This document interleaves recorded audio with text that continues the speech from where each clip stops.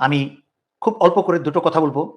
বর্তমানে চলমান রাজনৈতিক দলদের অ্যাক্টিভিটিস দেখে দেখছি আমি এতদিন কথা বলিনি যেহেতু প্রায়োরিটি ছিল স্বৈরাচারী শেখ হাসিনার পতন এবং তার পরবর্তী অবস্থানকে সামাল দেওয়া যেন এই বিপ্লবী সরকার কাজ করতে পারে। এখনো অনেক অগোছালো তারা, তাদের অনেক কাজ বাকি। এই সময় আমি দেখছি কিছু রাজনৈতিক দল যে কাজগুলা করছে তা রীতিমতো দেশ বিরোধী।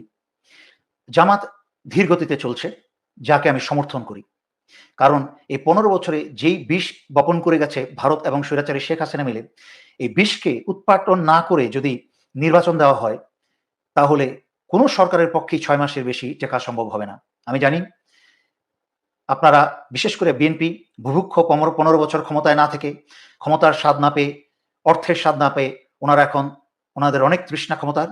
কিন্তু আপনারা এই ১৫ বছর কিন্তু কিছুই করতে পারেন নাই। আমি পড়ছিলাম মির্জা ফখরুল বলেছেন যে, "আমরা এত বছর গণতন্ত্রের জন্য এবং নির্বাচনের জন্য আন্দোলন করেছি।"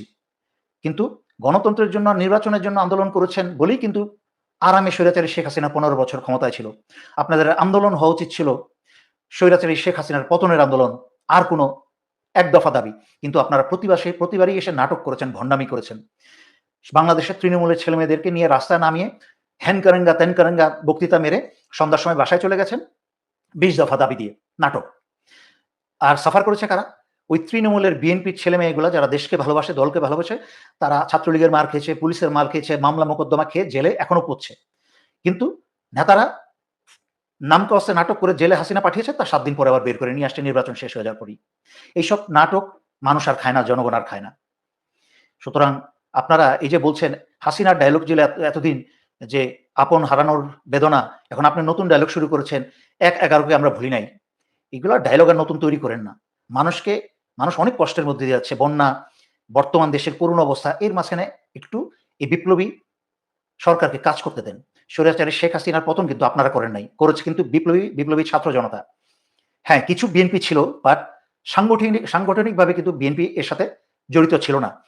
যখন দেখেছে ছাত্ররা এসে হাসিনাকে ফেলেই দেয়, তখন এসে বিএনপি জয়েন করেছে কিছু অংশ। তারপরও আমি দেখেছি বিএনপি নেতাদেরকে রুহের মাগফিরাত কামনা করতে সরাসরি আদেশ না দিয়ে। যাই হোক, কথা লম্বা করব না। আপনারা যারা ২০১৮ নির্বাচনের পরে মধ্যরাত্রে ব্যালট বাক্স স্বৈরাচারী শেখ হাসিনা, ভারত, পুলিশ মিলে ফিল আপ করে ফেলে, তখন পরের দিন সকাল ৯:৩০ সময়, ১০টার সময় এই মির্জা ফখরুল নিজের এলাকায় বসে বলছেন, নির্বাচন যেভাবে হচ্ছে তাতে আমি সন্তুষ্ট। সুতরাং আপনাদের এইসব ডায়লগ দেওয়ার কিন্তু যোগ্যতা এবং ক্ষমতা সবই হারিয়ে ফেলেছেন। ২ টা উপদেশ যদি আমার কাছ থেকে নেন, আপনাদের বয়স কিন্তু এখন সমস্ত নেতাদের ৭০-এর উপরে হয়ে গেছে। আল্লাহর হস্তে একটু রিটায়ারমেন্টে যান। একটু নবীনদের জায়গা দেন। ওদের রক্ত গরম আছে, দেশপ্রেম আছে। ওদেরকে একটু বিএনপি বিভিন্ন পদে, উচ্চ পদে আসতে দেন।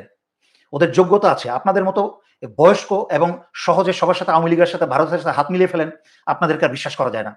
বিএনপির অর্ধেকের চেয়ে বেশি নেতা আওয়ামী লীগ এবং ভারতের কাছে বিক্রি হয়ে গেছে বহু আগে। ভারতের কোনো কি বলে, বিএনপির কোনো নেতৃত্ব নাই। নেতৃত্বের কোনো কোয়ালিফাইড কোনো নেতৃত্ব নাই। কারণ নিজের দলের মাঝখানে কোন নেতারা খারাপ, কারা আওয়ামী লীগের সাথে এবং ভারতের সাথে হাত মিলিয়ে চলেছে, সেটা নিয়ন্ত্রণ করার ক্ষমতা বিএনপির নেতার নাই। আর যেই জিনিসটাকে পরিমাপ করা যায় না, সেই জিনিসটাকে আপনি ম্যানেজ করবেন কিভাবে? এটা সুতরাং আপনি যদি নিজের দলের নেতাদেরকেই আপনি খবর রাখতে পারেন না, কে আওয়ামী লীগের সাথে, কে ভারতের সাথে পয়সা খেয়ে চলছে, আপনি তাদেরকে ম্যানেজ করতে পারেন না, আপনি একটা দল চালাবেন কিভাবে?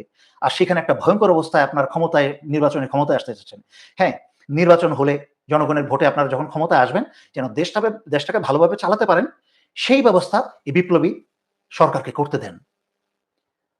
সুতরাং আমি আপনাদেরকে আবারও বলব, যখন এই বিপ্লবী সরকার ভারতের এবং আওয়ামী লীগের বিষ দাঁত উৎপাটন করবে এবং বাংলাদেশ থেকে সমস্ত আওয়ামী অর্থ এবং টাকা পয়সা, যেটা থাকলে পরে আপনারা ৬ মাস টিকতে পারবেন না। এই অস্ত্র, এই টাকা পয়সা তাদেরকে উদ্ধার করে আনতে দেন। হাসিনার এবং ভারতের রেখে যাওয়া সরকারি, বেসরকারি, সামরিক সকল জায়গা থেকে সকল বিষকে সরাতে দেন। কারণ আমি আগের লাইভেও ব্যাখ্যা করেছি আমি, স্তরে এদের বিষ দাঁত রয়ে গেছে। এগুলাকে সব সরাতে হবে। এর মাঝখানে আপনারা দলটাকে গুছান। দলের ক্রিমিনাল, বেঈমান মির্জাফরগুলোকে বের করেন। যোগ্য যুবক, যুবতী, ইয়াং ছেলেমেয়েরা যারা দিন-রাত কষ্ট করে দলের জন্য, দেশের জন্য কাজ করেছে, ঘাম দিয়েছে, রক্ত দিয়েছে, যারা ধান খেতে রাতে আর আঁধারে ঘুমিয়েছে, যাদের পরিবার না খেয়ে থেকেছে, তাদেরকে সামনে আসার সুযোগ দেন। শহীদ জিয়ার নীতিতে দলটাকে আবার পরিশুদ্ধ করে তোলেন। তাহলে বিএনপিটা শক্তিশালী হবে। নাহলে আপনারা যেই লাউ হবেন, যেই লাউ ছিলেন সেই কদু হবেন। এবং দেখতে না দেখতেই আপনারা যদি কখনো ক্ষমতায় আসেন, আপনাদের অযোগ্যতায় ১ বছরের মাঝখানে আপনারা জনগণ এবং নিজের দলের চোখের শত্রু হয়ে যাবেন।